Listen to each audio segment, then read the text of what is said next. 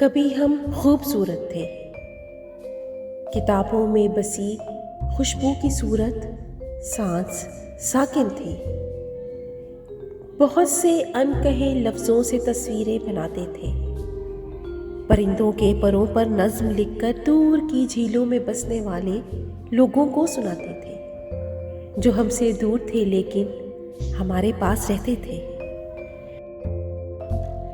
नए दिन की मुसाफत जब किरण के साथ आंगन में उतरती थी तो हम कहते थे, अम्मी, तितलियों के पर बहुत ही खूबसूरत है। हमें माथे पे बूसा दो कि हमको तितलियों के जुगनुओं के देश जाना है। हमें रंगों के जुगनू रोशनी की तितलियां आवाज देती है। नए दिन की मुसाफत रंग में डूबी हवा के साथ खिड़की से बुलाती है। हमें माथे पे बूसा दो, हमें माथे पे बूसा दो।